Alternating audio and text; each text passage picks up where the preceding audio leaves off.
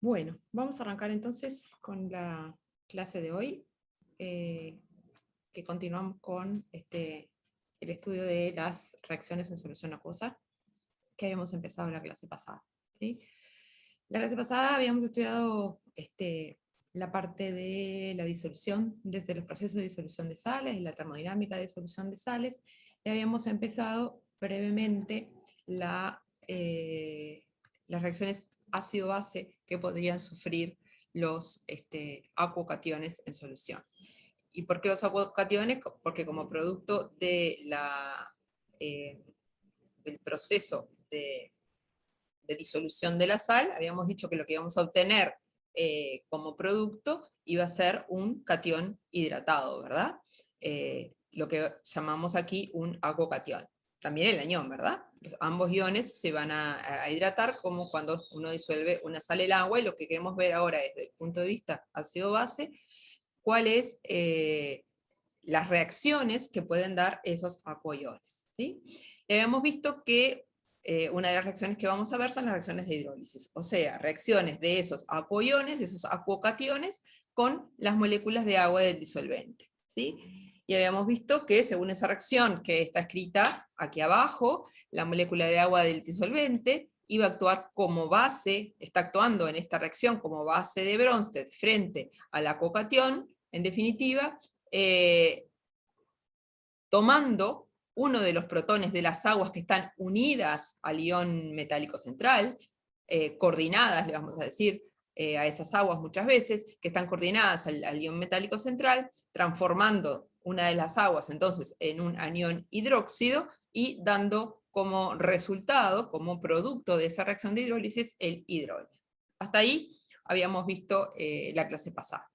Y la pregunta que nos deberíamos hacer es, ¿por qué razón las aguas del disolvente actúan como base frente a las aguas coordinadas al catión metálico? ¿Sí? En este caso, en el ejemplo concreto que estamos poniendo ahí, al aluminio.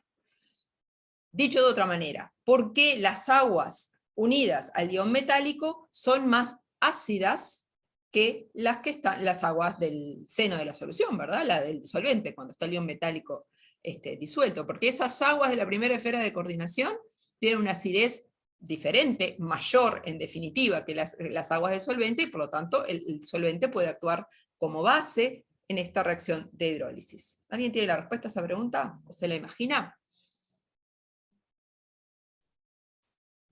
¿Por qué las aguas unidas al metal son más ácidas que las aguas sueltas? Puede ser porque ya están compartiendo electrones con el catión, entonces tienen menos electrones disponibles que el agua suelta, digamos, o sea, la molécula suelta. Bien, va por ahí la cosa, más que electrones es densidad electrónica, digamos, lo que comparte. En definitiva, el proceso es este. Tenemos el agua unida a un ion metálico, ese ion metálico de carga positiva atrae hacia él la densidad electrónica sobre el oxígeno, lo que en definitiva debilita el enlace covalente oxígeno-hidrógeno de las moléculas de agua unidas a ese ion metálico, haciendo que esa molécula, esos protones sean más ácidos, y que con el agua del disolvente como base sean capaces de liberar ese protón, lo va a tomar el agua, para formar las hidroxoespecies que venimos acá. ¿Sí? ¿Se entiende entonces el proceso? El ion metálico atrae la densidad electrónica del oxígeno de las aguas coordinadas, debilitando el enlace oxígeno-hidrógeno y haciendo que esos protones sean más ácidos, y por lo tanto se produzca la reacción con el disolvente, dando lugar a la formación del hidroxocatión, ¿sí? Como tenemos acá. Bien, esa reacción, como dijimos, es una reacción claramente ácido-base de Bronsted, y por lo tanto, como cualquier reacción, el acuoión, en definitiva, es el ácido, y la constante correspondiente a esa reacción de hidrólisis va a tener una constante que le vamos a llamar K sub A, ¿sí? Porque es una constante ácida del acuoión, ¿sí? Cuanto más desplazada esté esa reacción hacia la derecha, quiere decir que más grande va a ser esa constante, o sea, más fácilmente se va a dar esa reacción de hidrólisis. Y, por supuesto, lo contrario también es verdad, ¿sí? Bien. vamos a ver entonces de alguna manera de qué depende el valor de esa constante. De qué depende de que un acuaión determinado sufra ese paso de hidrólisis. Y si esa hidrólisis que estamos planteando en este primer paso es lo único que puede pasar, ¿sí? Entonces, para eso vamos a basarnos en el caso particular este del aluminio, que tiene como riqueza que forma un montón de especies distintas en solución. Entonces nos va a permitir explicar un montón de procesos que le pasan al aluminio y a otros iones en función de lo que, en definitiva, le pasa a él. ¿Sí? Acá en este primer proceso que tenemos acá, tenemos el acuaión de aluminio, ¿sí? Que pierde un protón, o sea, el agua del medio actúa como base, pierde un protón para dar el hidroxocatión. ¿Sí? Este es el proceso que acabamos de ver. Pero como ustedes se podrán imaginar, no necesariamente ese proceso va a parar ahí, ¿sí? Dependiendo, por supuesto, del pH, ¿sí? Puede ocurrir que la hidrólisis continúe y más de estas moléculas de agua pierdan su protón, ¿sí? Para dar lugar a otras hidroxoespecies, ¿sí? Con cada vez más grupos hidróxidos coordinados al aluminio, ¿sí? Lo que va a tener como consecuencia una disminución de la carga, ¿verdad? Porque acá sigo teniendo el aluminio 3, y si cada vez tengo más hidróxidos coordinados, porque continúa la hidrólisis, va a llegar un momento en que la carga va a bajar a 0, y voy a tener lo que tenemos acá a la derecha, que va a ser la especie neutra, ¿sí? Fíjense que acá hubo un cambio en el índice de coordinación, ¿verdad? Un cambio en la cantidad de especies, ya sea agua o hidróxido, que rodean al aluminio, y eso es simplemente por una cuestión de tamaño. Como el aluminio es relativamente chico, no le entran 6 hidróxidos, si ustedes quieren, entonces cambia el índice de coordinación, la cantidad de especies unidas cambia de 4 a 6, pero eso es un problema de tamaño, eso no siempre pasa, no pasa para cualquier ion metálico. En el caso del aluminio pasa, simplemente tengámoslo en cuenta. En definitiva, lo que queríamos decir desde el punto de vista SIO-base es que cuando yo tengo una especie que es neutra, lo que puede suceder es que esa especie precipite, ¿sí? Y va a precipitar con lo que llamamos el hidróxido de aluminio, lo que conocemos como la especie AlOH3. El hidróxido de aluminio es una especie neutra, y dependiendo de la concentración, por supuesto, puede precipitar de la solución, ¿sí? En general, cuando esos tipos de hidróxidos precipitan, la precipitación no es de esa especie en particular, aluminio con 3 OHs y una molécula de agua, en este caso, sino lo que precipitan son lo que llamamos los óxidos hidratados. Si esa especie se deshidrata de alguna manera, sigue perdiendo esos protones y da lugar a la precipitación de, en este caso sería el óxido de aluminio hidratado. Hidratado porque esto lleva un punto X aguas, ¿sí? Que en definitiva es otra forma de escribir la precipitación del hidróxido de aluminio, escribirlo como óxido hidratado. En el medio, no para el aluminio, por eso acá dice oxoácido hipotético, se pueden formar otras especies, que por ejemplo, un oxoácido, ¿sí? Los oxoácidos nosotros ya los vimos, ¿se acuerdan que era un átomo central, generalmente no metálico, unido a uno más grupos oxos, y que tenía algún protón unido a un oxígeno, que a su vez estaba unido al átomo central, ¿sí? Esto, por ejemplo, sería el análogo del hipoclorito, ¿sí? Si acá fuera cloro. Lo habíamos visto para los no metales, y efectivamente, es para los no metales que se forman estas especies, pero todo esto que estamos viendo nosotros no es válido solo para los metales, sino también para los no metales, así que la formación de oxoácidos también puede ocurrir en estos procesos de hidrólisis. Pero imagínense que el hidróxido de aluminio no precipitó porque la solución estaba suficientemente diluida y el hidróxido de aluminio no es tan poco soluble en agua. El proceso de hidrólisis puede continuar y se pueden seguir perdiendo protones en algunos casos, esto no ocurre siempre, en el caso del aluminio sí, para dar lugar a estas hidroxoespecies cargadas negativamente, ¿sí? Estos serían hidroxoaniones de aluminio, ¿sí? Estas especies van a ser solubles simplemente porque van a ser cargadas, y el proceso puede continuar aún más dando lugar a esta otra hidroxoespecie que está marcada acá como la letra E, que son los oxoaniones. Oxoaniones que todos conocemos, ¿sí? Por ejemplo, acá tenemos el tetraoxoaluminato, sería esta oxonión, pero esto, el análogo de manganeso sería el permanganato, que todos conocemos, el análogo de cromo, el cromato, el análogo de fósforo, porque esto no solo vale para los metales, sería el fosfato, el carbonato, ¿sí? Oxoaniones, ¿sí? Que van a existir si los procesos de hidrólisis continúan. Esos oxoaniones a su vez van a poder polimerizar, vamos a ver reacciones de polimerización que también están relacionadas con variaciones de pH, y finalmente también pueden terminar esos polímeros que se generan, pueden terminar según la concentración en la formación de óxidos. En definitiva, ese primer paso de hidrólisis que veíamos en la diapositiva anterior, no solo puede quedar ahí, sino puede continuar, y dependiendo del pH, vamos a tener las distintas especies, ¿sí?, para los distintos iones metálicos en solución. Esto, como les decía, este caso del aluminio es súper útil para explicar esto, porque el aluminio tiene casi todo lo que tiene que tener, casi todas las especies que pueden existir en solución para un determinado ion metálico, o no, las tiene el aluminio, por eso sirve para explicar, ¿sí? Hay otros iones metálicos en los que la hidrólisis no va a ocurrir, y nos vamos a quedar siempre acá. Otros en los que nunca vamos a poder estar acá, y vamos a partir directamente de acá, ¿sí? Algunos en los que a pH 7 ya vamos a tener la precipitación del óxido, ¿sí? Eso vamos a ir viendo con mucho detalle en lo que resta de esta clase, cómo es que de alguna manera eso está regulado y de qué depende para cada ion metálico, ¿sí? ¿Se entendió más o menos hasta acá? ¿Sí? Esto que vale para el aluminio, y que el aluminio tiene todas estas especies posibles, dependiendo del pH, no vale para cualquier ion metálico, ¿sí? Muy bien, vamos a quedarnos entonces para empezar con este primer paso de hidrólisis, para ver si podemos de alguna manera ver de qué depende que ese primer paso de hidrólisis, o sea, esa pérdida de protón del acuión, esté más o menos desplazado a la derecha. Bien, volvamos a la reacción entonces, ahora genérica para un M, un acuión M, un acuocatión M cualquiera.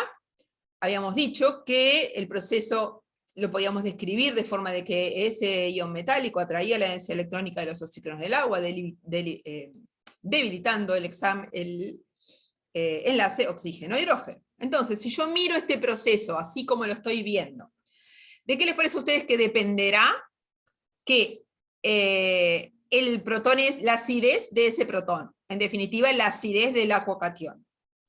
De la electronegatividad. ¿De qué características del ion metálico? Puede depender de la electronegatividad, está bien. ¿De qué más? De la Del carga potencial esa iónico. De la carga y del tamaño del potencial iónico. Está bien todo lo que están diciendo. A ver si entendemos. Si consideramos un modelo relativamente electrostático, ¿sí? O sea, si estos cationes son cationes electropositivos, de carga no tan grande, y relativamente grandes en tamaño, van a ser poco polarizantes. Entonces la interacción entre el ion metálico y el oxígeno va a ser fundamentalmente de naturaleza electrostática, de tipo ion dipolo. Y para eso nos queda clarísimo que cuanto más chico y más cargado sea este ion, más fácilmente, más va a desplazar la densidad electrónica del oxígeno hacia sí, debilitando más el enlace oxígeno-hidrógeno, ¿sí? Pero puede pasar también que este ion metálico provenga de un elemento más electronegativo, o sea más cargado, ¿sí? Eso va a hacer que este enlace entre el metal y el oxígeno tenga cierto carácter covalente, y cuanto mayor sea la electronegatividad de este átomo central, más desplazada va a estar la densidad electrónica hacia sí, y por lo tanto más ácido va a ser el acuocatión, ¿sí? Entonces tenemos que verlo desde un modelo puramente electrostático, donde la relación carga sobre radio juega un papel fundamental en la acidez del acuocatión, pero también acordarnos que lo electrostático nunca se pierde, porque siempre tengo un catión positivo y una densidad de carga negativa sobre el oxígeno. Pero en algunos casos, dependiendo de la electronegatividad del elemento que forma el ion central, puede haber cierta componente covalente en este enlace, y por lo tanto la electronegatividad también va a tener un cierto peso en la acidez de los acuocationes, ¿sí? Vamos a ver entonces algunos ejemplos. En principio, de estos iones, que como decíamos recién, son iones relativamente electropositivos, y de tamaño relativamente grande, por lo tanto, la principal aporte, ¿sí?, a la interacción entre el ion metálico y el oxígeno va a ser de naturaleza electrostática. Y ustedes me dijeron, y está muy bien, que eso iba a depender entonces de la carga y del tamaño del ion, ¿sí? Vamos a ver con datos de pK sub A si eso es efectivamente así como lo estamos suponiendo. Fíjense, ahí tenemos, vamos a comparar acá, tenemos todos los alcalinos, misma carga, lo único que cambia es el tamaño, ¿verdad? El tamaño aumenta al bajar en el grupo. Fíjense lo que le pasa a los valores de pK. Al aumentar el tamaño, los valores de pK aumentan. Eso quiere decir que el acuocatión es cada vez menos ácido. Aumenta el tamaño del ion central, el acuocatión es menos ácido, ¿sí? Lo mismo podemos ver para el caso de los alcalinotérreos, aumenta el tamaño del catión para la misma carga, y sin embargo, y lo que ocurre como consecuencia es que el catión se hace cada vez menos ácido. Cuanto más grande el pK, menos ácido es el acuoion. Y lo mismo acá para el lantano y el lutecio. Ojo que acá los tamaños están al revés, y el lantano es más grande que el lutecio, y por lo tanto el lantano es menos ácido que el lutecio, ¿sí? El acuoion de lantano es más ácido que el acuoion de lutecio. Y fíjense qué pasa con la carga. Vamos a comparar así en batch, si quieren la carga. Para los iones más cargados, casi que independientemente del tamaño, los pK son más chicos. O sea, cuanto mayor es la carga, más ácido es el acuoion, ¿sí? No podemos generalizar porque depende también del tamaño. Fíjese que acá entre el litio y el bario andan ahí en pK, ¿sí? El bario es más cargado, pero el litio es mucho más chiquito. Entonces andan ahí, pero hay un efecto grande, por lo menos en la carga 3 se ve claramente de la carga. Y lo que es clarísimo es que si yo comparo iones metálicos de tamaños comparables, el efecto de la carga es clarísimo. En el caso del lantano, el sodio y el lantano tienen tamaños bastante parecidos, y sin embargo el lantano es mucho más ácido, ¿sí? Tiene un pK sub A más chico, y por lo tanto es más ácido, ¿sí? Pero vamos a mirar un poquito ahora esos valores de pK, ¿qué nos dicen de cuál es la especie que va a estar presente en solución si yo disuelvo una sal de litio, una de potasio, una de lantano en agua, ¿sí? Y vamos a ver lo siguiente. Para eso vamos a tener que mirar la constante, como la expresión de la constante de la K sub A, ¿verdad? ¿Qué es esto, verdad? Concentración de los productos dividido concentración de los reactivos. El agua no la ponemos porque es agua líquida. Fíjense que puse esta especie, la escribí para abreviar así, y el acuoion para abreviar lo puse así, ¿sí? Pero todos entendemos, mirando esta imagen, qué es lo que quiere decir. Fíjense qué es lo que sucede. Cuando la concentración del acuaespecie y la concentración de la hidroxoespecie son iguales, puede suceder en algún momento que la hidrólisis empiece a darse, y llega un momento que la concentración de este producto es igual a la concentración del acuoion del que parto. Ahí acá se me irían, ¿sí?, de la constante, y el valor de la concentración de protones en ese momento es igual al valor de la constante de acidez, lo cual significa que el pH va a ser igual al pK. En definitiva, ¿por qué digo eso? Cuando el pH es igual al pK sub A, ¿qué interpreto yo de qué es lo que está pasando en solución? Cuando yo tengo un pH que es igual al pK sub A del acuoion, quiere decir que en ese momento en solución tengo la misma cantidad de la especie acuo que de la especie hidroxo, ¿sí? Del acuocatión que del hidroxocatión, cuando el pH es igual al pK. Si yo estoy en un pH que es más ácido que el pK, esta reacción está desplazada acá. La especie mayoritaria va a ser el acuoion. Pero si estoy en un pH que es más básico que el pK, o sea, mayor que el pK, voy a tener como especie mayoritaria esta otra. Siempre considerando que esto es lo único que pasa, que ya vimos que no, pero simplemente para ubicarnos cómo estamos. ¿Qué quiere decir eso? Vamos a mirar ahora estos valores de pK. Por ejemplo, acá, para el sodio, tiene un valor de pK de 14.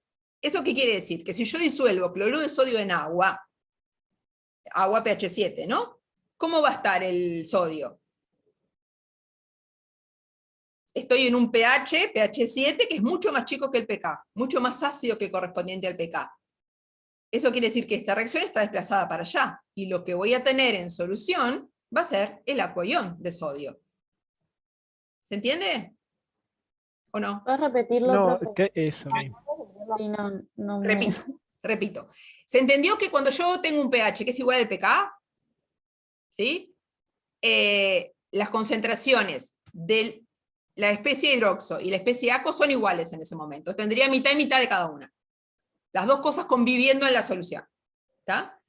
Si yo tengo un pH que es más ácido, ¿sí? que el pK, tengo un pH que es más ácido que el pK, esta reacción está desplazada hacia los reactivos. Entonces yo tengo un pH que es más ácido que el pK, voy a tener como especie mayoritaria la especie aquo. ¿Sí? ¿Qué pasa acá? En el caso del sodio. El sodio tiene un pK de 14. A pH 14 tendría mitad de aquo, mitad de hidroxo. Pero a pH 7, que es mucho más ácido que 14, voy a tener todo el sodio como aquaión. ¿Sí? Porque esta reacción va a estar muy desplazada para acá. ¿Sí? ¿Ahora sí se entendió? Pero, ¿por qué? O sea, ¿por qué decís que cuando es distinto se desplaza hacia un lado de la reacción? Si yo tengo, ustedes miren la reacción, equilibrio. Esto es un equilibrio, ¿verdad? Si yo le pongo un ácido acá, ¿qué pasa? Viene para acá. ¿Sí o no? Sí. Claro, es por la constante ácida. Exactamente. Ah. Esto es un equilibrio. Si yo agrego un medio ácido acá, este equilibrio me viene para acá. Si yo agrego base, saco protones, el equilibrio va para la derecha. ¿Sí? Entonces, si yo estoy en un valor de pH que es igual al valor de pK, entonces tengo mitad y mitad. Pero si estoy en un pH más ácido, me viene para acá. Si estoy en un pH más básico, me viene para este lado. ¿Sí? Porque eso me va a mostrar cuáles son las especies que voy a tener en solución dependiendo del pH y dependiendo, por supuesto, del pK de la cocation. ¿Sí? ¿Ahora sí me siguieron? Miren el equilibrio. Entonces, vos decís que el sodio en agua, por tener el agua un pH más ácido, Va a va a estar estar siempre desplazado como acocation, que es lo que todos sabemos del sodio. Cuando yo disuelvo sodio en agua, ¿qué tengo? Es la acocation de sodio. No pasan otras cosas, está. no me precipitan hidróxido ni ninguna cosa rara. Tengo la acocation de sodio. ¿Por qué? Porque el pK sub A es 14.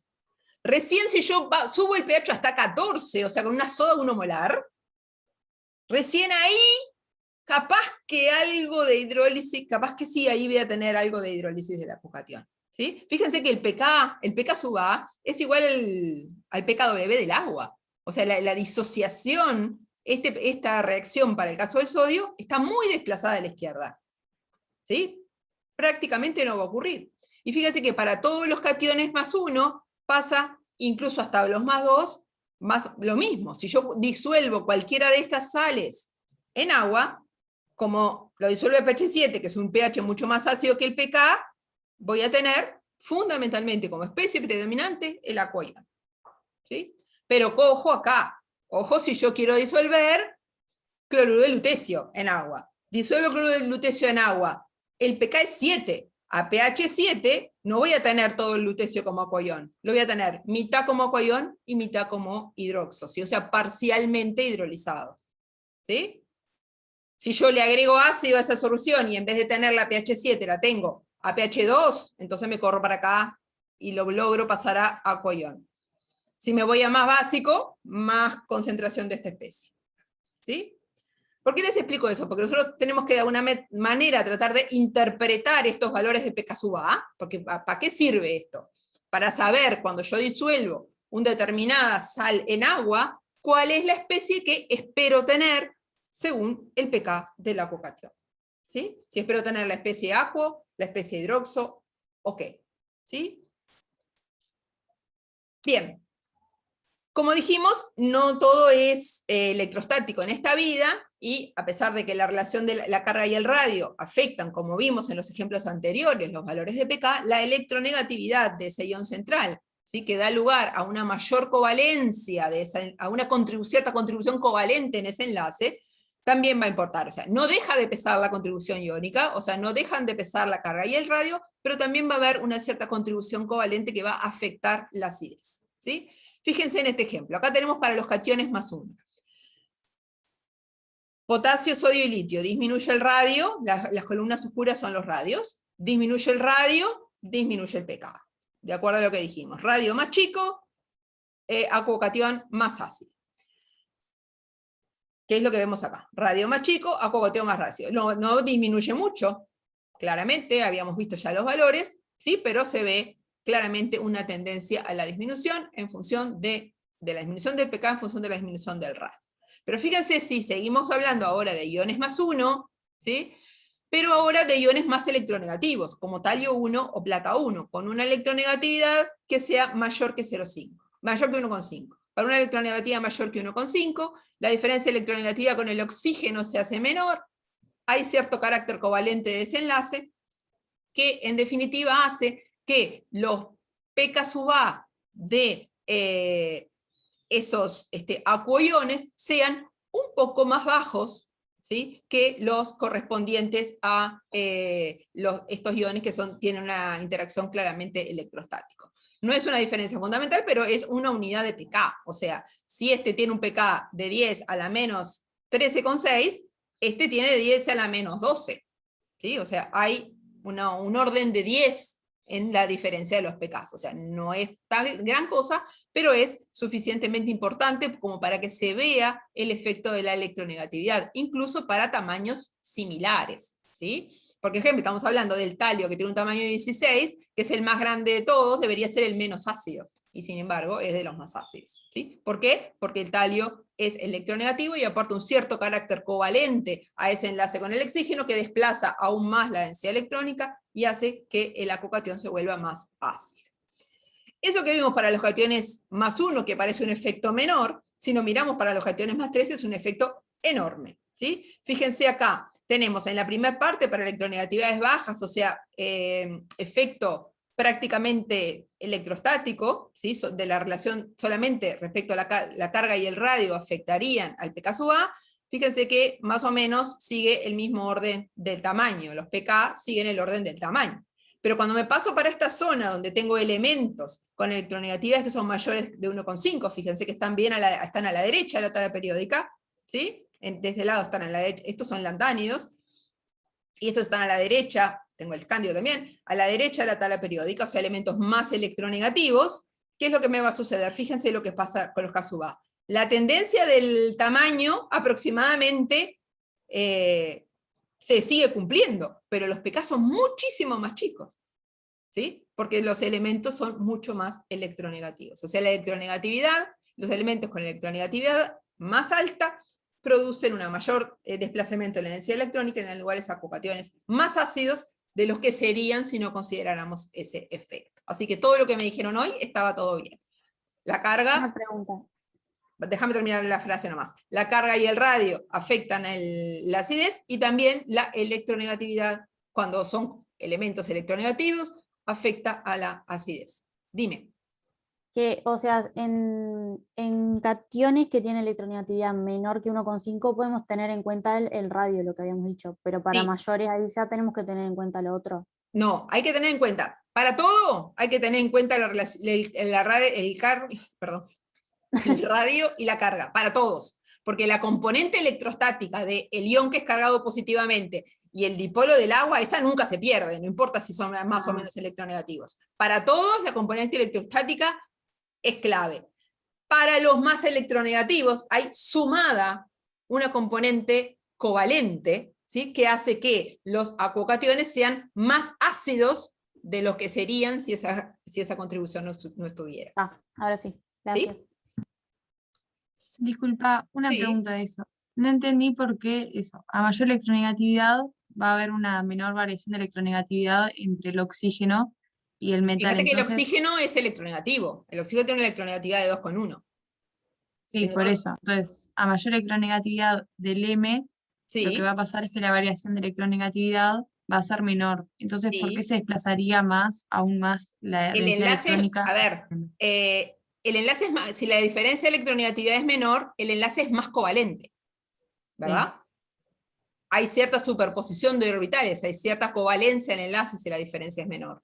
Entonces, además de la contribución electrostática, de la atracción del ion metálico por el dipolo del agua, también ese enlace va a tener una contribución covalente, que cuando la diferencia de electronegatividad es muy grande, no existe, porque está separada la densidad de carga. ¿Sí? Cuando la diferencia de electronegatividad es menor, ¿sí? Lo que ocurre es que hay una contribución covalente que refuerza ese enlace, ¿sí? Atrayendo, por ese refuerzo del enlace, la densidad electrónica del oxígeno, más de lo que lo haría si ese carácter covalente no existiera. ¿Sí? ¿Me explico? Es como que se adiciona un efecto más al electrostático. Cuando la diferencia de electronegatividad es grande, eso está separado, son pelotitas separadas. Pelotita positiva, pelotita negativa. Cuando la diferencia de electronegatividad es menor, además de seguir siendo pelotita positiva y pelotita negativa, hay cierta superposición que refuerza ese enlace, hace que ese enlace sea más fuerte. Y si este enlace es más fuerte, el oxígeno y el hidrógeno es más débil. Muchas gracias. De nada. Sí. Muy bien. Vamos a ver esto que vimos recién para algunos iones más 2 y más 3, si se puede generalizar. En este gráfico lo que tenemos es los pK sub A de los acuoiones, seguimos en la primera etapa de la hidrólisis, los pK sub A de los acuoiones en función, ¿sí?, de dos cosas. En función de Z cuadrado sobre R, o sea, la carga al cuadrado sobre el radio, para elementos menores de 1,5, que acá estarían simbolizados por las pelotitas vacías, ¿sí? O la misma gráfica, ¿sí?, los mismos pK sub A calculados, pero para los que tienen electronegatividades mayores que 1,5, incluyendo en el cálculo, ¿sí?, un factor relacionado con la electronegatividad del ion central, ¿sí? En función de la carga al cuadrado sobre radio, para los iones metálicos que tengan electronegatividades menores de 1,5, o para Z cuadrado sobre R, más ese término, para los que tengan mayores que 1,5. ¿Sí? Fíjense, en todos los casos, digamos, yo tengo una recta, ¿sí?, y los puntos vacíos y los puntos llenos serían los valores de pKs experimentales, ¿sí?, para iones de más de 1,5 electronegatividad, los llenos, o de menos de 1,5 electronegatividad con los vacíos. ¿Sí? Lo que se puede ver acá es que yo puedo hacer una estimación, hay una correlación relativamente buena de los pKs, si yo considero solamente Z cuadrado sobre R para los poco electronegativos, y si hago la corrección para los más electronegativos, se me acomodan todos, ¿sí?, a lo largo de esa recta. En definitiva, este modelo me va a permitir clasificar los diferentes acuocationes en cationes no ácidos. ¿Por qué voy a decir que esto es un catión no ácido? Porque tiene un pK sub A que es mayor que 14. O sea, en el rango de pH de 0 a 14 no se va a hidrolizar. Es un catión que no es ácido. Así se clasifica en realidad. Sí, si yo tengo un pH de 16, sí va a estar hidrolizado, pero no es lo que ocurre comúnmente, ¿verdad? Entonces, si yo tengo en el rango de pH de 0 a 14, funcionan como cationes no ácidos. ¿Por qué? Porque su pK sub A es mayor que 14. Quiere decir que a cualquier pH, ¿sí?, que sea menor que 14, a cualquier pH menor que 14, o sea, en todo el rango de pH, esos cationes no van a estar hidrolizados, ¿sí? Si sigo para abajo, voy a tener cationes que se clasifican como muy débilmente ácidos, moderadamente ácidos y fuertemente ácidos, ¿sí?, según cómo son sus valores de pK. Y ahora vamos a intentar ver cuáles son cada uno de esos, ¿sí? Los cationes no ácidos son, por ejemplo, los acuocationes. Ojo que acá cuando digo cationes me estoy refiriendo a el acuocatión correspondiente a ese catión, ¿no? Porque lo que es ácido es el acuocatión. Si no tengo el agua, ahí no hay acidez que valga, ¿sí? Los acuocationes de rubidio y cesio, carga baja, tamaños grandes, van a tener pK sub A que van a ser muy grandes, por lo tanto, en todo el rango de pH vamos a decir que no se hidrolizan. ¿Qué quiere decir eso? Que si yo miro el diagramita aquel que habíamos hecho para el aluminio, voy a estar siempre acá. En todo el rango de pH, entre pH 0 y 14, estoy acá, ¿sí? Por eso decimos que son acuocationes que no se hidrolizan, corresponden a iones metálicos de carga baja y tamaño grande, como rubí y cesio, que fue lo que acabamos de ver. Vamos a ver si logro volver a la diapositiva anterior. Ahí está. Cationes muy débilmente ácidos, los que están acá, que tienen pK sub A, póngale entre 11 y pico, entre 11,8 y 14. ¿Sí? ¿Por qué son cationes muy débilmente ácidos? Porque a pH del agua prácticamente no se hidrolizan. ¿Sí? ¿Por qué? Porque en el agua estoy a pH 7, estoy en pH mucho más, tiene un pK mucho más básico, y por lo tanto, de vuelta va a pasar, como en el caso de rubidio y cesio, que en todo el rango del pH van a estar siempre como acuocationes, sin hidrolizarse. Estos menos, y estos poco. Por ejemplo, el calcio, que tiene un pK sub A cerca de 14, si yo lo pongo en soda 1 molar, me precipita el hidróxido de calcio. Sí, la hidrólisis no solo sigue el primer paso, sino sigue el siguiente. Es verdad, pero tengo que tener un pH 14 para que eso ocurra. ¿Sí? En el resto de las condiciones prácticamente no se hidroliza. Cationes débilmente ácidos. Ahí de vuelta, ahora tengo la misma carga, pero tamaños más chicos. ¿Sí? Magnesio, cobalto. Estos sí se hidrolizan, porque fíjense que tienen pK sub A entre 6 y 11 y pico. ¿Sí? Entonces yo estoy a pH 7, quiere decir que parcialmente están hidrolizados. ¿Sí? Y generalmente lo que sucede es que precipitan entre pH 7 y 8 los hidróxidos correspondientes, porque se acuerdan que la hidrólisis no necesariamente quedaba en este paso. ¿Sí? Si yo tengo un pK sub A acá que es relativamente bajo, como le pasa en este caso a ese tipo de acuocationes, la hidrólisis no solo se va a parar acá, sino va a seguir acá y me precipita el hidróxido. En el caso de esos acuocationes que acabamos de ver, precipitan los hidróxidos aproximadamente entre pH 7 y 8. Después voy a tener más abajo cationes moderadamente ácidos. Acá, ojo, aumenta la carga, tamaños relativamente pequeños, pK sub A que varían entre 1 y 6. ¿Qué quiere decir eso? Que cuando yo disuelvo en agua a pH 7, ya no tengo nada como acuo, porque estoy en un pH que es mucho más grande que el pK. ¿Sí? Como acuo no lo voy a tener. Lo que va a suceder es que cuando yo los disuelvo en agua, se hidrolizan, y finalmente me van a precipitar los hidróxidos. ¿Sí? Eso va a pasar para el aluminio, va a pasar al hierro. Si yo quiero tener hierro 3 en agua, ¿sí? Lo tengo que disolver a un pH, el pK del hierro 3 es 3. Para poder tener el acuo-ion de hierro 3, o sea, el hexa-acuo hierro 3, yo tengo que disolver eso a pH 1. Si no, se me queda parcialmente hidrolizado. Y lo que tiene de bueno es que me doy cuenta, porque el acuo-ion es un rosadito claro, prácticamente incoloro, y las especies hidroxo son amarillas. Entonces, si yo disuelvo algo de hierro 3 y lo veo medio amarillito, sospechen de que hay hidrólisis parcial ahí. ¿Sí? Y es lo que pasa cuando yo disuelvo hierro 3 en agua, no lo mantengo en solución. Y de hecho, si yo lo disuelvo a pH 7, me precipita el hidróxido, como vimos en el caso anterior. ¿Sí? Me va a precipitar el hidróxido. Para el aluminio y para el hierro pasa más o menos lo mismo, y para los cationes de carga más 3, son de ese tipo de cationes, lo que llamamos moderadamente ácidos, que están como por acá, sus pKs. Y podemos seguir y llegar a lo que son cationes fuertemente ácidos. Fíjense que tienen pK sub A que son negativos. O sea, la reacción de hidrólisis de hoy está requete contra desplazada a la derecha. ¿Sí? Y por supuesto la hidrólisis no termina ahí, sino que va a seguir. Y si yo quiero disolver tetracloruro de titanio, parece una sal tan sencilla en agua, se me va, para empezar, es una reacción que es súper exotérmica y además se va a hidrolizar totalmente y va a terminar en el óxido. En cuanto lo disolví, termina en el óxido. ¿Sí?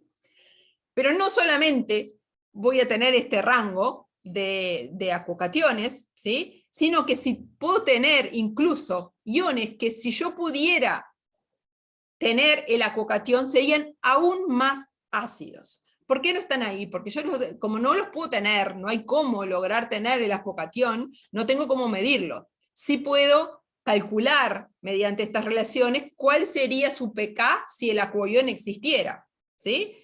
Que son, por ejemplo, los que corresponden a iones, a átomos centrales, ya sea metales o no metales, que son muy cargados. ¿Y estos cuál es el problema que tienen? Directamente van a estar formando oxoaniones.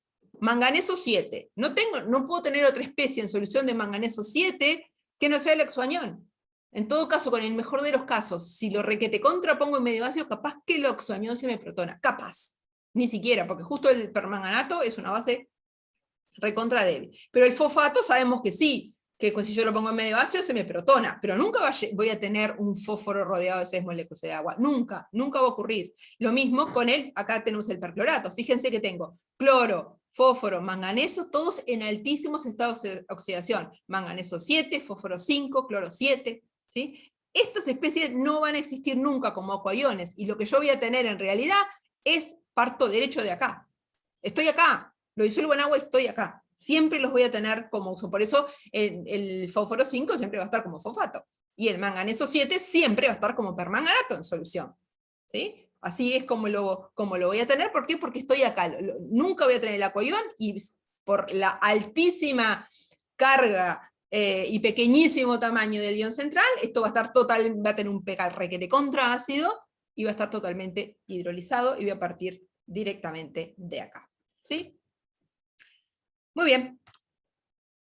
Vamos entonces a ver, vimos este paso, ¿verdad? De la hidrólisis, y ahora vamos a ver qué pasa con esos, ¿verdad? Cuando yo parto de acá.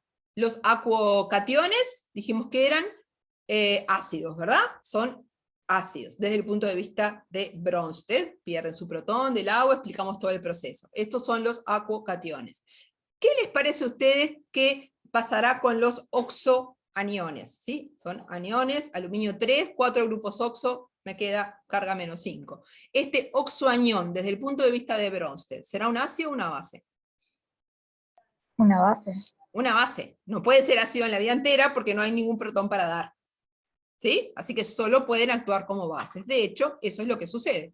Los oxoaniones, ¿sí? Cuando tengo esos átomos centrales en altos estados de oxidación, forman en agua oxoaniones, y esos oxoaniones son bases de Bronsted. ¿Sí? Acá está la ecuación correspondiente a cómo funcionarían como base de Bronsted. El agua acá, en vez de ser ácido, como era en el otro caso que vimos, perdón, en vez de ser una base, el agua del disolvente funciona como ácido, y en el mejor de los casos es eso lo que se puede ocurrir. Alguno de los grupos oxo del oxoanión se puede protonar para formar el ácido correspondiente, y eso va a depender del valor de pK sub B de esta reacción, ¿verdad? Acá es el agua como disolvente de nuevo. Y acá tenemos algún ejemplo, por ejemplo el permanganato, para formar el ácido permangánico. El ácido permangánico es un ácido requete contrafuerte. El pK sub B del permanganato es muy desfavorable, ¿sí? Muy positivo. Pero sin embargo, acá tenemos otros oxoaniones, carbonato y bicarbonato, que todos conocemos, que el carbonato se protona en solución, es una base, sí, pero se protona para dar el bicarbonato, y a su vez el bicarbonato puede continuar protonándose para dar el ácido carbónico, y tenemos acá los valores de pK sub B, ¿sí? Nosotros habíamos visto en el tema ácidos y bases, de qué dependía la acidez, ¿sí?, de los oxoácidos, porque esto en definitiva, cuando un oxoanión se protona, forma un oxoácido, ¿sí? Esto es un oxoácido, este es un oxoácido. Ya habíamos visto en la clase de ácido-base de qué dependía la acidez de los oxoácidos. Y una cosa de las que dependía era la cantidad de grupos oxo, ¿se acuerdan? Y para cantidad de grupos oxos iguales, dependía de la electronegatividad. Esta era la ecuación que habíamos utilizado. La acidez del oxoanión dependía de la cantidad de grupos oxo y de la electronegatividad del átomo central, ¿sí? Definitivamente, el pK sub B, que es la reacción inversa a esta, ¿sí?, o sea, esta reacción, de alguna manera tiene que depender más o menos de las mismas cosas, ¿sí? Y acá, fíjense, en esta ecuación, que de vuelta es una ecuación semiempírica, vemos que el pK sub B, o sea, la basicidad de los oxoaniones, depende del número de grupos oxo, de acuerdo al esperado. ¿Se acuerdan que cuanto mayor la cantidad de grupos oxo, más se estabilizaba el oxoanión por resonancia? Esto vale igual. Cuanto más estable sea el oxoanión, porque esta base va a estar estabilizada por resonancia, o sea, cuanto mayor cantidad de grupos oxo que tenga, menos básico va a ser. El pK me va a quedar más grande. Fíjense que acá tiene un signo positivo. Y también depende la basicidad de los oxoaniones de la carga del oxoanión. Y eso también lo habíamos visto. Lo habíamos visto para las constantes de acidez sucesivas de los ácidos polipróticos. Carbónico, fosfórico, sulfúrico, ¿sí? Que a medida que yo le voy sacando protones, la especie que tengo es cada vez más cargada y eso pues hace que le cueste más sacar el protón, ¿sí? Entonces, en definitiva, la basicidad también depende de la carga, y depende fuertemente de la carga. Depende más de la carga, en este caso, que de la cantidad de oxos que también está involucrada en esa reacción, ¿sí? O sea, en definitiva, cuanto más cargado sea un oxoanión, más básico va a ser, ¿sí? Después, si tengo oxoaniones de la misma carga, ahí sí tengo que mirar la cantidad de grupos oxo, etcétera, etcétera. Pero en definitiva, lo que más me pesa en la basicidad de un oxoanión es su carga, ¿sí? Muy bien. Bien. Eso en relación a las reacciones de ácido-base, digamos, protonaciones y deprotonaciones que pueden ocurrir en solución, ¿sí? Vemos desde el acuanión hasta el oxoanión, y como ir de acá para acá, ¿sí? Cuando los oxoaniones también se pueden protonar. Pero hasta ahí va a llegar el oxoanión. Yo tengo una especie que está como oxoanión, la protono, y desde el punto de vista ácido-base, hasta ahí llegamos. Pero hay otras reacciones que ocurren en solución, que son las reacciones de formación de especies poliméricas, ¿sí? De policationes y polianiones, de reacciones de formación de polímeros. Además de esas transferencias de protones que acabamos de ver, entonces, en solución pueden ocurrir otras cosas, ¿sí? Y una de las cosas que puede ocurrir es la formación de policationes. ¿Cuándo se forma un policatión? Un policatión se va a formar cuando se condensen dos acuocationes al aumentar el pH. Estrictamente lo que se condensan no son los acuocationes, sino los hidroxocationes. Fíjense, acá tengo el hidroxocatión del aluminio, o sea, ¿se acuerdan que en el primer paso de la hidrólisis daba esto? Tengo dos hidroxocationes para dar la especie polimerizada, ¿sí? ¿Cómo se polimerizan? Formando puentes, que pueden ser puentes oxo, como en este caso, o puentes hidroxo, como en este caso, ¿sí? Que puede ser un puente o más de un puente, ¿sí? ¿Cómo son las estructuras de estos policationes? Son octaédricos, o sea, el hidroxocatión es un octaedro que comparte un vértice, en el caso de que la polimerización se dé por un punto solo, que comparte un vértice con otro octaedro, ¿sí? O si comparten dos, ¿sí? Si tengo dos puentes hidroxo, entonces voy a tener una estructura de este tipo, ¿sí? Que esos octaedros, cada uno de estos octaedros va a compartir una arista. O sea, en la formación de policationes se comparten, hay puentes oxo o hidroxo, y las distintas especies pueden compartir un vértice o una arista del octaedro correspondiente. Fíjense entonces que, como decía arriba, la condensación se da al aumentar el pH. ¿Por qué? Porque yo tengo que lograr tener la especie hidroxo. Si yo no tengo especie hidroxo, no hay manera de que la polimerización se dé, ¿sí? Bien, y acá tengo una pregunta para ustedes.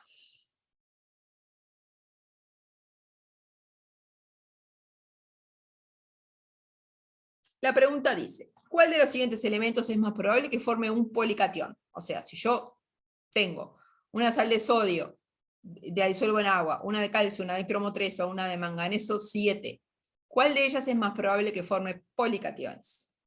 Ahora que vimos cómo se formaban los policationes y cuál era el proceso de formación del policatión. Voten nomás.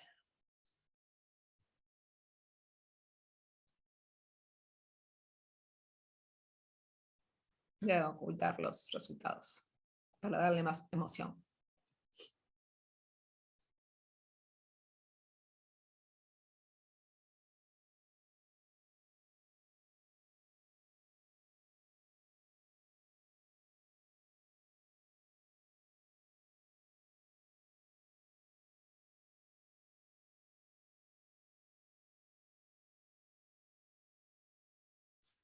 Vamos a mostrar los resultados. Bien, manganeso 7 parece que ganó por goleada, sodio y calcio no, y cromo ahí con algunos pocos votos. Vamos a analizar, a ver esta situación. Vamos a empezar, dijimos que para la formación de un policatión, lo primero que tiene que ocurrir es el primer paso de hidrólisis. O sea que se pierda uno de los protones del agua para formar el hidroxocatión.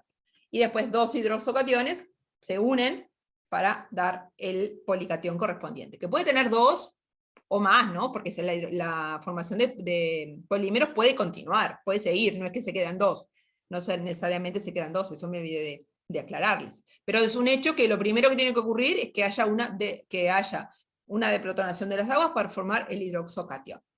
Vamos a empezar por el sodio. ¿Qué dijimos del sodio como acuoión? ¿Es ácido el acuoión de sodio? ¿El hexaacuosodio? No. No. Catión grande, de carga chica, de carga 1, es un catión que es de los que estaban allá arriba en la gráfica, ¿sí? De los que no es ácido. Por lo tanto, tiene un pKa, ya habíamos visto, tiene un pKa cercano a 14, o sea, en todo el rango de pH no se van a formar hidroxoespecies, en agua no se van a formar hidroxoespecies, y si no se forman hidroxoespecies no hay polimerización, no hay formación de policationes. ¿Sí? Entonces, yo disuelvo cloruro de sodio en agua, por más base que yo le agregue, no se va a formar un policatión de sodio, porque el acuocatión es muy poco ácido, no se van a formar concentraciones altas de las hidroxoespecies y por lo tanto no va a polimerizar. ¿Sí? Sodio descartado. Calcio. El calcio dijimos que era más o menos parecido al sodio, porque tiene carga más 2, pero es más grande, ¿sí? De vuelta pasa lo mismo, tiene un pK que es cercano a 14. Es un catión que es muy débilmente ácido, no se van a formar concentraciones importantes en agua de especies hidroxiladas, por lo tanto no va a poder polimerizar.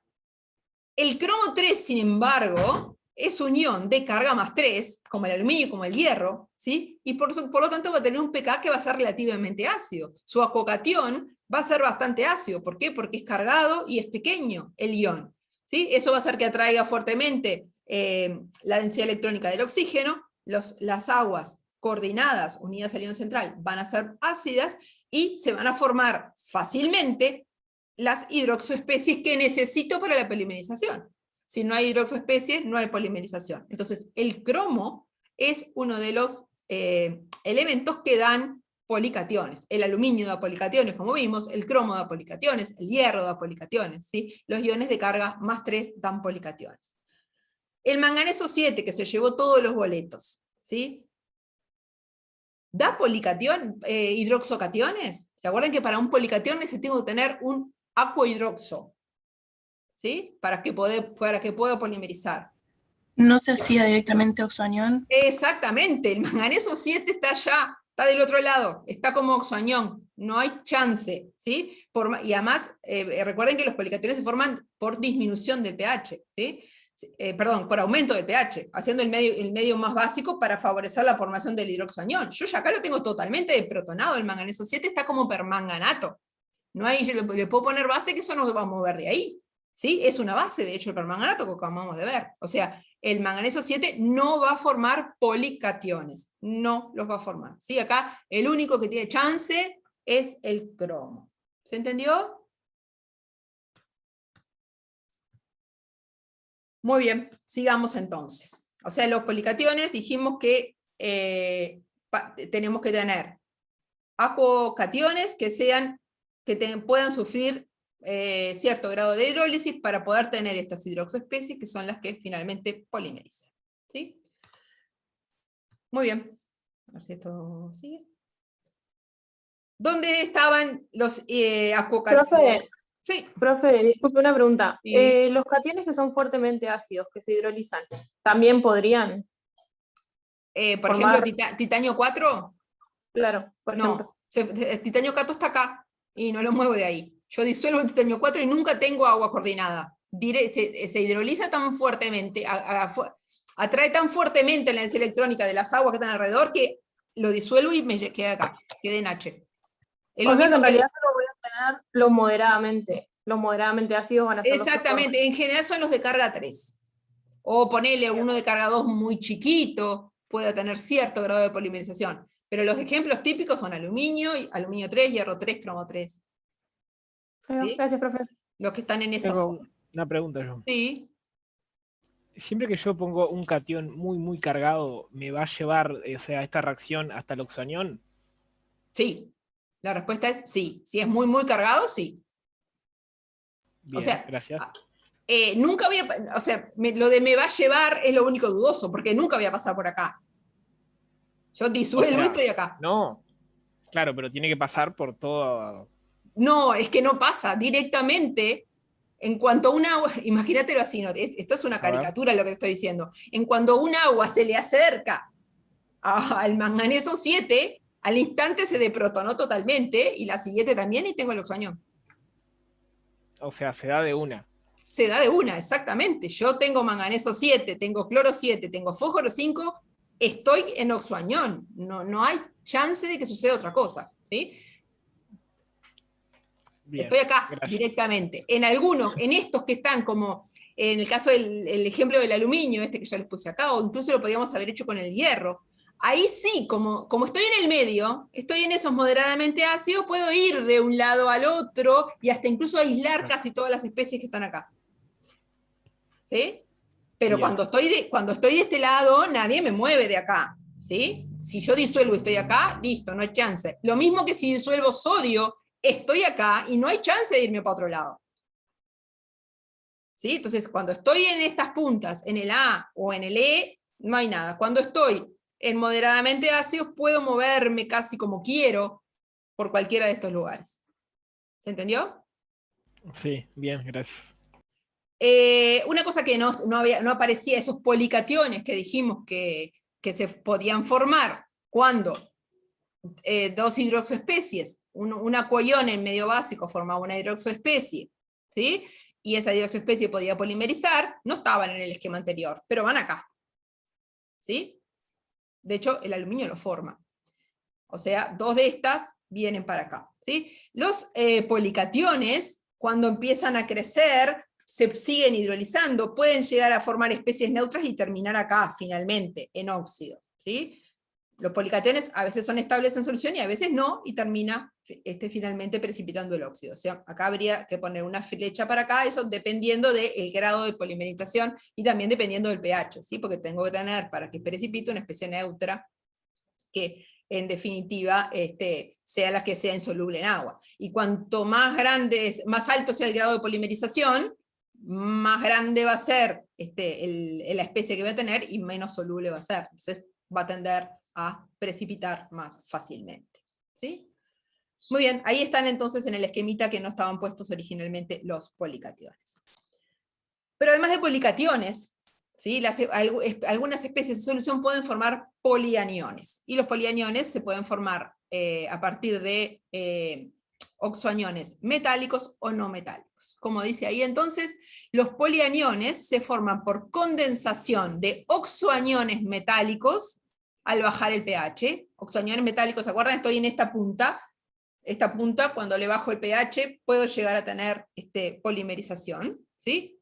Pero ahora parto de los oxoaniones. Para los policationes tenía que partir de los acuoiones, que se hidrolizan parcialmente y polimerizan. Acá estoy en los oxoaniones, voy para este lado de pH, ¿sí? Bajo el pH, se van a ver ahora en el proceso que se tiene que polimerizar para formar el oxoanión. ¿Sí? Eso en el caso de los metálicos. Y en el caso de los oxoaniones, un oxoanión metálico, por ejemplo, cromato. Y los oxoaniones no metálicos, por ejemplo, fosfato, silicato, sulfato, también polimerizan, también forman polianiones, pero por deshidratación a altas temperaturas, no por cambio de pH. ¿Sí? El proceso que ocurre, en la mayoría de los casos, ocurre por calentamiento más que por cambios del pH. De nuevo, la formación de esos polímeros van a dar lugar a puentes, que en el caso, como estoy de aquel lado, digamos, en el caso de los oxo, el tipo de puentes que se van a formar son puentes oxo en general, y no puentes hidroxo, y se pueden formar isopolianiones o heteropolianiones, como dice ahí. ¿Qué es un isopolianión? Un polímero, un polianión, que tiene el mismo metal, polimerizado, o el mismo no metal, polimerizado, o puedo tener heteropolianiones, o sea, especies en las que haya más de un metal distinto dentro del polímero, o más de un no metal distinto, o un metal y un no metal. ¿Sí? Un ejemplo típico son los fosfotungstactos, que tienen fósforo y tungsteno, ¿sí? Son compuestos de importante interés industrial, y son muy conocidos, ¿sí? Son polímeros inorgánicos, o sea, polianiones que tienen además tienen fósforo y tungsteno también.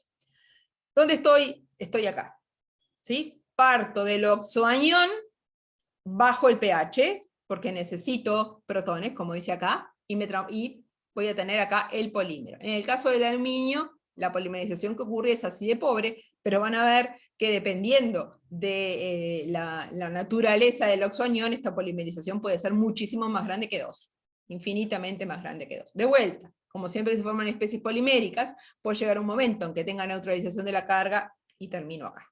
¿Sí? También va a depender, siempre que hay especies precipitadas, depende también de la concentración a la que esté.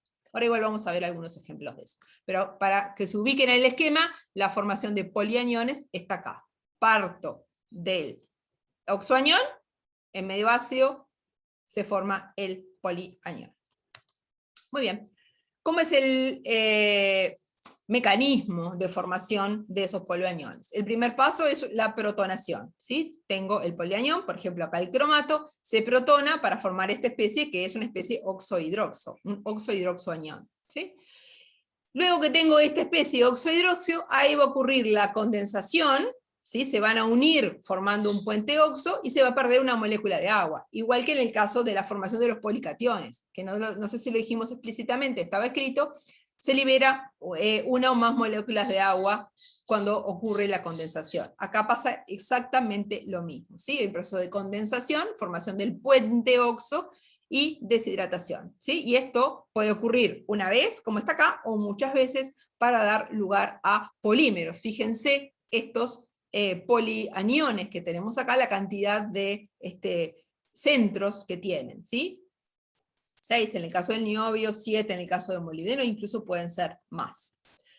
Acá está el esquema de ese mismo proceso, ¿verdad? El cromato se protona para dar la oxohidroxoespecie, este es el primer paso que tiene que ocurrir, y por eso necesito un medio ácido. Yo tengo un cromato, le agrego medio ácido, voy a tener esta especie, y esta especie, unida con otra igual, ¿sí? Se va a condensar con liberación de una molécula de agua para dar el dicromato, que todos conocemos. Cromato, dicromato.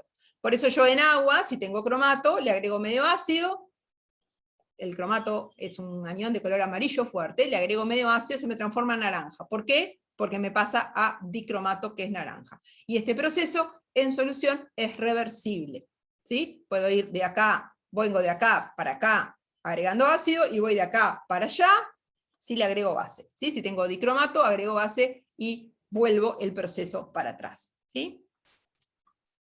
Bien, ¿quiénes van a formar entonces este tipo de polianiones? ¿Sí? Y ahí están marcados en la tabla periódica quienes forman los polianiones. Y vamos a ver si entendemos por qué.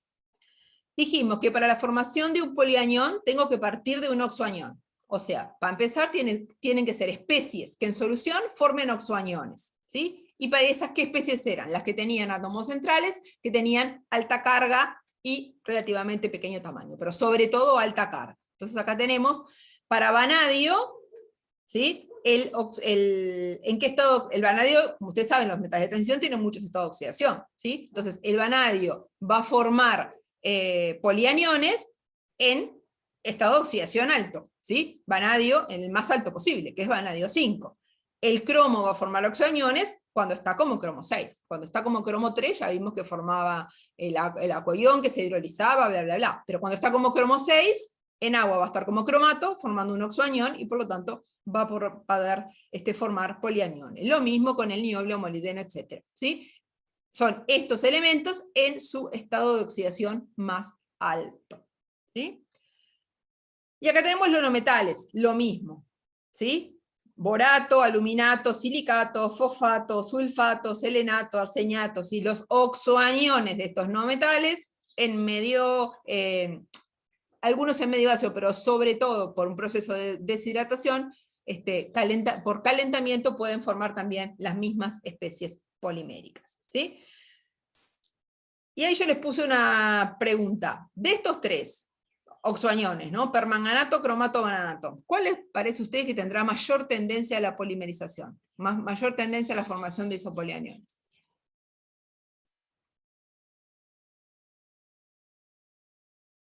Hay una pista. que el manganeso no está pintado en la tabla periódica, ¿no? Entonces, parecería que el permanganato de todos esos es el que no parece estar dando isopolianiones. ¿Por qué será?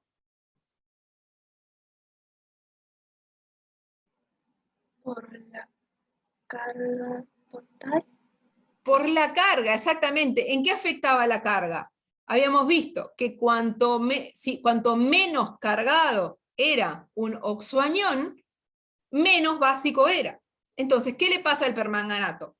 Es tan poco básico que no se protona.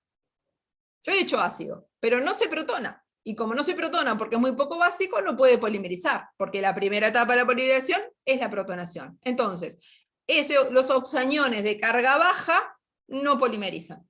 Sí, el manganeso 7 está como oxanión, pero polimerizar no polimeriza.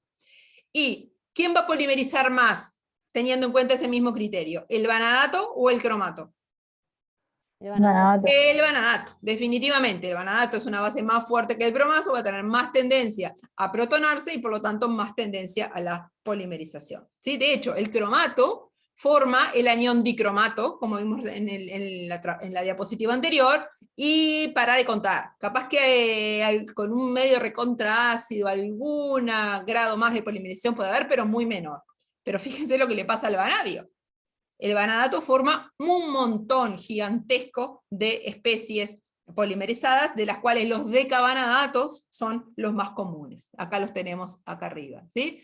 Partiendo del oxoanión de vanadio, que es el vanadato, bajo el pH disminuye y se empieza a polimerizar. Primero 2, después 4, después 10, ¿sí? Hasta que finalmente logro que protonar todos los oxos de esta especie genera una especie neutra que me precipita como pentóxido de vanadio. Dijimos que estos polímeros, a la larga, ¿sí?, pueden precipitar como los óxidos correspondientes. Fíjense que el grado de polimerización depende también de la concentración. Si yo estoy con concentraciones muy bajitas, es como que las especies no se encuentran para polimerizar, ¿sí? Entonces el grado de polimerización es menor. Pero donde yo estoy en concentraciones relativamente altas, tampoco por eso gran cosa, empieza a formarse todas estas especies poliméricas, ¿sí? Y fíjense, acá tenemos una especie distinta que no habíamos visto, ¿sí? BO2 más, es un oxocatión. Oxocatión no estaba en el aluminio no forma oxocationes, por eso no estaba en esa esquemita, pero ya que lo encontramos acá en el vanadio, vamos a mirarlo. Es otro tipo de especie que puede haber en solución, ¿sí? Cuando yo tengo un oxoanión, ¿sí?, que se protona, puede polimerizar, ¿sí?, o, ¿sí?, simplemente protonarse, ¿sí?, y formar este tipo de especies que son los oxocationes. Que tendría una forma así, por más que yo lo escriba así, viene de acá, ¿verdad?, del vanadato, tiene sus grupos oxo, pero algunos de sus grupos oxo se protonaron, ¿sí? Esta geometría puede ser octaédrica, porque dependiendo del tamaño, puede volver a geometría octaédrica, porque ahora como tengo aguas que son más chicas, pueden rodearse de más especies, o puede ser una geometría tetraédrica, ¿sí? En el caso del de vanadio 5, no está bien claro cuál es la especie en solución. En el caso del vanadilo, que es el de vanadio 4, o sea, igual a que es vanadio, oxígeno, 2 más, la especie es octaédrica. Pero lo importante es que la escribo así, pero hay que acordarse que eso surge del oxoanión protonado. Cuando no polimeriza, cuando no lo tengo polimerizado, lo voy a tener así, ¿sí?, con la formación de oxocationes, que son otro tipo de especies que van a estar presentes en la solución, ¿sí? Y fíjense que acá yo les nombré recién, el vanadio polimeriza siendo vanadio 5, pero forma oxocationes también como vanadio 4, ¿sí? El oxoanión de vanadio 4 va a ser menos cargado, va a ser menos básico, no va a tener tendencia a polimerizar, pero sí puede formar oxocationes. Muy bien, y vamos a ver las estructuras de este tipo de compuestos, simplemente a fines absolutamente descriptivos, ¿sí? Generalmente están formados por octaedros, con el ion metálico en el átomo central, ¿sí?, y 6 oxígenos alrededor. Y esos octaedros generalmente comparten aristas, ¿sí? Se forman puentes dioxo. ¿sí? 2 puentes oxígeno. O sea, esta arista compartida, ¿sí? Acá, corresponde a la formación de 2 puentes oxo. En el caso del cromato, que fue el caso que vimos, eran tetraedros, ¿sí? Y compartían un vértice. Pero en el caso de estos compuestos con alto grado de polimerización, ¿sí? Pueden tener octaedros, también algunos pueden tener tetraedros, incluso intercalados octaedros con tetraedros, ¿sí? Que generalmente comparten aristas, y las geometrías pueden ser variadísimas, la unión de esos tetraedros que comparten aristas puede ser variada. Esto modifica las estabilidades relativas de los distintos vanadatos, pero también da una riqueza estructural enorme a estos isopolianiones. Muy bien, y esos eran los metálicos, y habíamos dicho que los oxoaniones no metálicos, como fosfato, silicato, sulfato, pueden también polimerizar, ¿sí? Pero la polimerización en general se da por un proceso de deshidratación, se da calentando, ¿sí? Entonces yo tengo por acá, el primer paso siempre es la protonación, ¿sí? Si yo tengo el fosfato solo, ¿sí? No va a ocurrir el proceso de polimerización. Tiene que haber un primer paso que es de protonación. Así que de vuelta ahí la basicidad del oxoanión va a determinar el grado de polimerización, ¿sí? Cuando yo tengo, entonces, acá tendría fosfato ácido, o sea, protonado, el anión fosfato, el oxoanión protonado, lo caliento y me da lugar a esta especie polimerizada con un puente oxo, ¿sí? Cuando logremos ir al laboratorio, vamos a estudiar un poco más de estos polifosfatos, porque justamente tenemos una práctica de caracterización de polifosfatos, así que con un poco de suerte en algún momento van a ver esto con más detalle, ¿sí? En este caso no son octaedros, sino que son tetraedros, y se unen compartiendo vértices, dando estructuras de tipo poliméricas, cadenas, como esta, o también hay estructuras cíclicas, como esta otra que se ve acá. ¿A qué les hace acordar esto? Algo que ya vimos. ¿Qué otro oxoanión hacía estas cosas de polimerizar?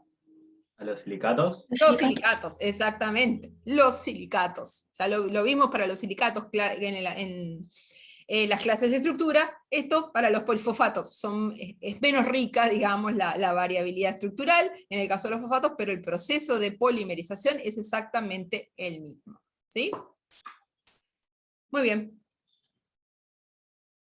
Estamos hasta ahí entonces en la parte de reacciones de hidrólisis y de polimerización en solución acuosa, que tiene que ver con la estabilidad de los acuariones, oxoaniones, etc. ¿Sí? Y como habíamos visto al principio de la clase pasada, el agua, que es nuestro disolvente en este estudio que estamos haciendo, no solo tiene características ácido-base, que dan lugar a todos estos procesos y a todas estas reacciones que ocurren en solución cuando yo disuelvo una sal en agua, sino también tiene características redox, ¿sí? El agua puede oxidarse a oxígeno, reducirse a hidrógeno, y por lo tanto afectar desde el punto de vista redox a la sal que yo disuelvo. Cuando yo disuelvo no sé, cloruro de sodio en agua, ¿hay alguna reacción redox que ocurra? ¿Al sodio, al cloruro le pasa algo? Cuando disuelvo sodio metálico en agua, cuando quiero disolverlo, ¿pasa algo desde el punto de vista redox? Sí, sabemos que sí, que pasa. ¿Sí? Y eso es porque entonces el agua no es inocente, tampoco desde el punto de vista redox. Ni es inocente desde el punto de vista ácido-base, ni es inocente desde el punto de vista redox. Entonces vamos a arrancar ahora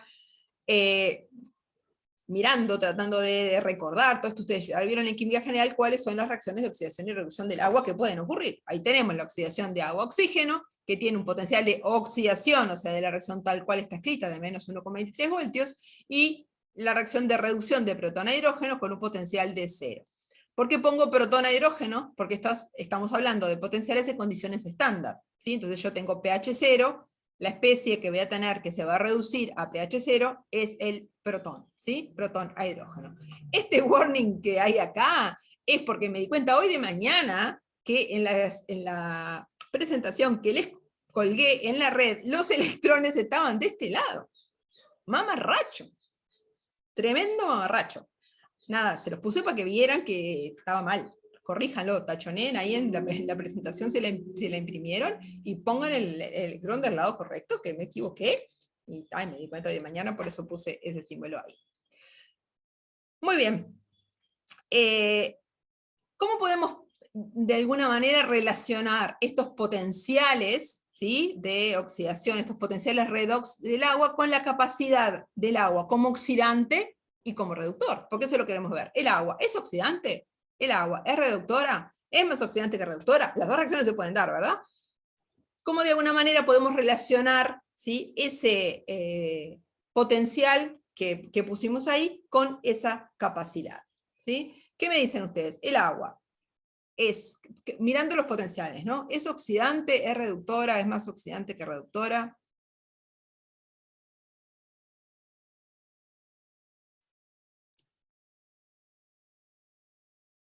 Va a depender con la sustancia que le enfrentes, ¿no?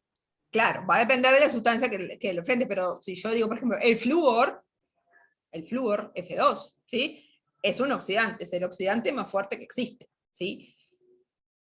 No, casi que cualquier cosa que le ponga enfrente la va a oxidar, ¿sí? Porque el flúor tiene un potencial de 2 y pico, ¿sí? Oxidante. A ver, en el caso del agua, ¿qué dirían? El agua en realidad, fíjense, que por definición tiene un potencial de reducción, o sea, de la reducción de protón a hidrógeno que vale 0. ¿Sí? Entonces, cualquier especie que tenga un potencial de reducción negativo, ¿sí?, va a poder ser oxidada por el agua, reduciéndose ella hidrógeno. Cualquier par que tenga un potencial negativo va a ser capaz, va a ser oxidado por el agua y ella se va a reducir a hidrógeno. ¿Sí? Y cualquier par que tenga un potencial negativo es un montón de pares. Un montón de especies van a poder ser oxidadas por el agua y ella se va a reducir a hidrógeno. ¿Sí? Pero ¿qué pasa con la oxidación? ¿Sí? Les voy a poner ahí el potencial de reducción, que es el que aparece en las tablas de potencial, y no el que está escrito ahí, ¿sí? El de oxidación es 1,23. ¿Por qué? Porque ¿qué idea me da eso? Para que una determinada, el agua, pueda lograr reducir una determinada especie, oxidándose ella a oxígeno, el potencial de redox de esa especie tiene que ser mayor que 1,23. Cosa que ya no es tan fácil de tener. ¿Sí? Si yo tengo una especie, no sé, como que es capaz, que tiene un potencial mayor que 1,23, entonces esa especie va a ser reducida por el agua, oxidándose ella a oxígeno. ¿Sí? En definitiva, ¿qué idea nos dan estos valores?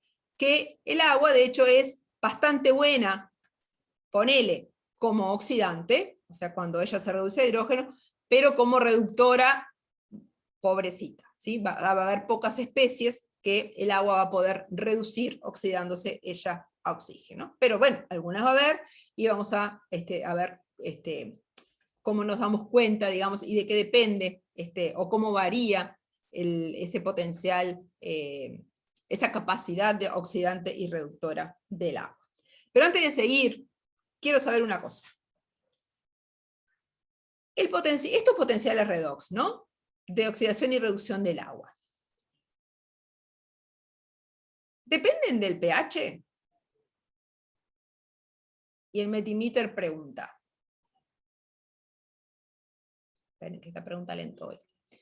¿Cómo varían los potenciales de reducción, protón a hidrógeno y oxígeno a agua, con el pH de la solución? ¿No dependen del pH? ¿Disminuyen con el pH? ¿Aumentan con el pH? A ver. Las opciones son esas, ¿verdad? No dependen del pH, aumentan o disminuyen con él. Porque voy a volver a la presentación, porque si ustedes miran las ecuaciones, que eso les puede dar alguna pista. Estamos hablando de potenciales de reducción.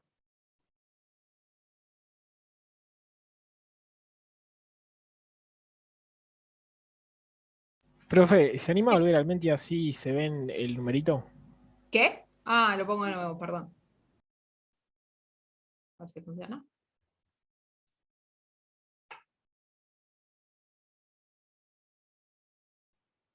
Ahí están sus votos.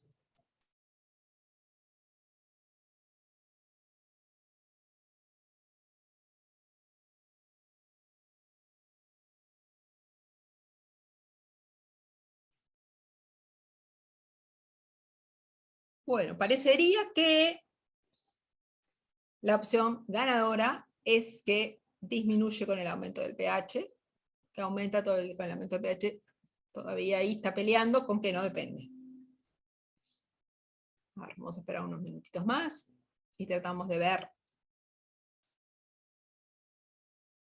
cuál es la verdad, cuál es la respuesta correcta aquí. Bueno, a ver, vamos a tratar de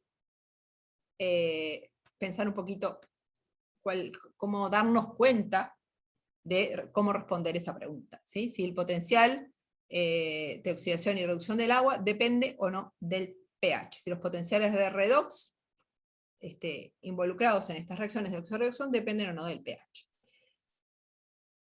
Cuando yo quiero saber si el potencial de redox de una determinada reacción depende del pH, ¿qué tengo que hacer?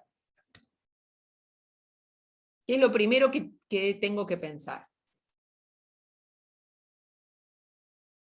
En la reacción. Tengo que mirar la reacción. Exactamente, tengo que mirar la ecuación correspondiente a la reacción igualada que estoy considerando.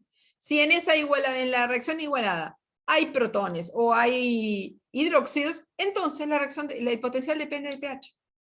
¿Sí? También no lo podés pensar por NERSC. Claro que sí, sí, lo tengo que pensar por NERSC, pero como primera aproximación para contestar si sí o si no, ahí tengo que mirar la reacción. Si yo tengo el potencial del par, no sé, sodio más, ¿depende del pH? No, absolutamente no, porque yo igual a la reacción sodio más, le pongo los electrones y no aparece ahí ni un protón, ni un OH, ni un nada. ¿Sí? Por lo tanto, no depende del potencial de ese par, sodio más, no depende del pH. ¿Sí? Pero en este caso, claramente hay protones involucrados en la oxidación y reducción del agua. ¿Sí? Eso por un lado. Así que, mirando la ecuación, simplemente mi respuesta va a ser sí. ¿Sí?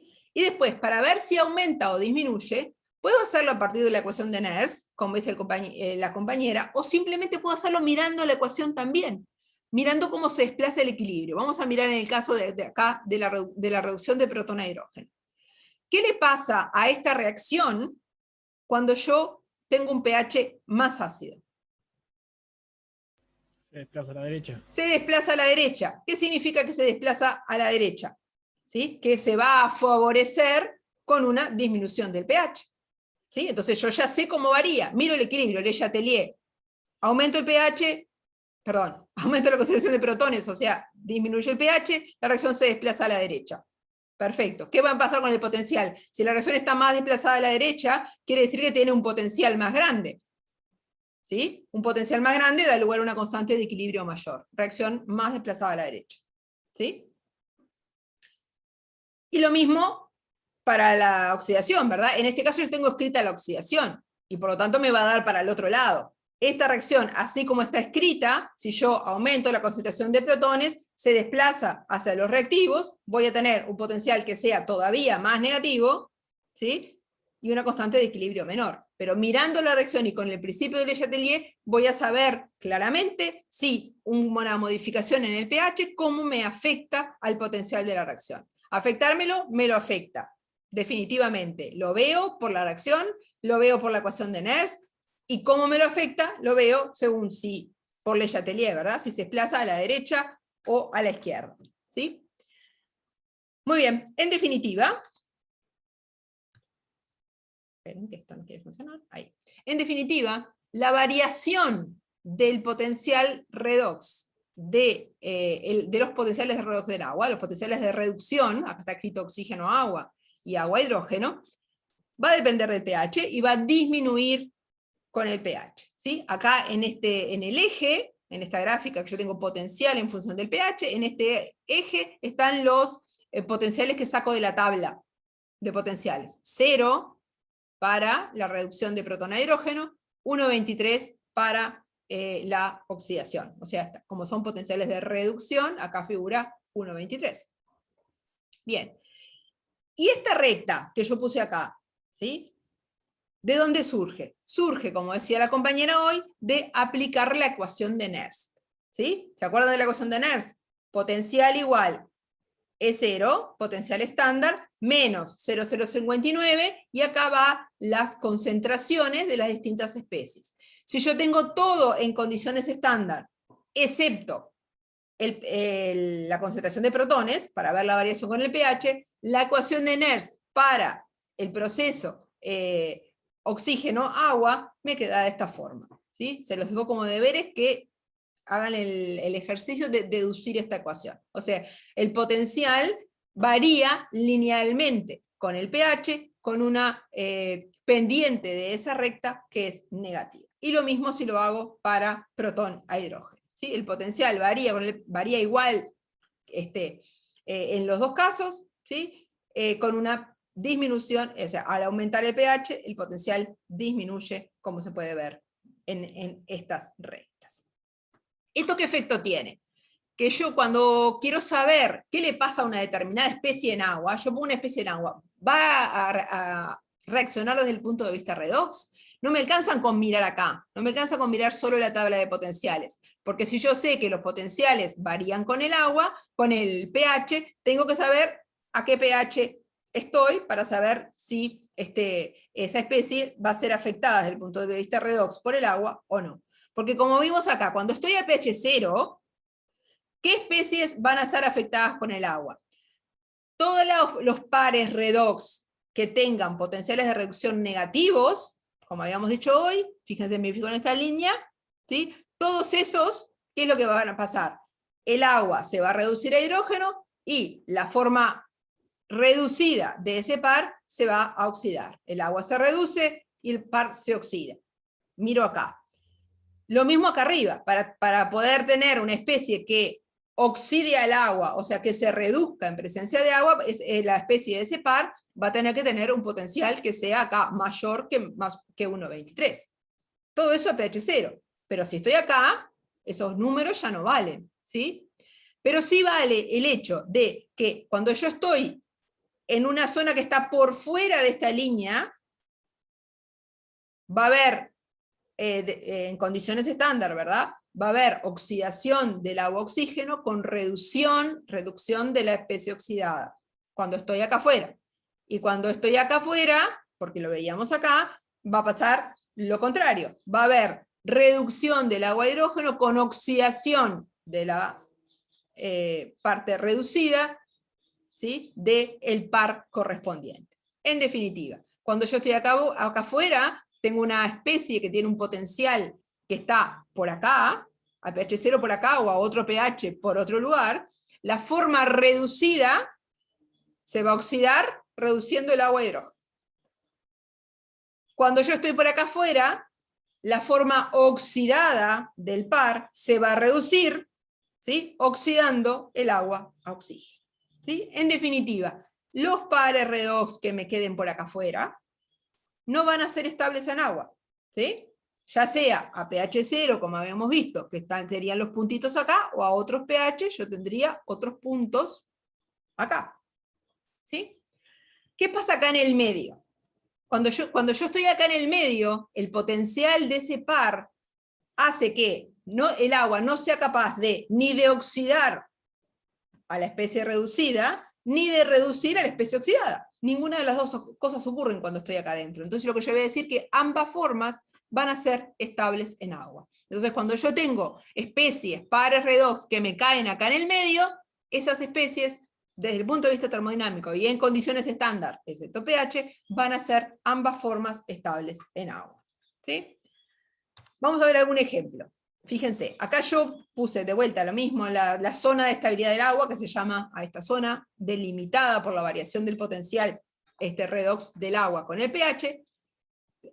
¿Sí? Esto del medio sería la zona de estabilidad del agua.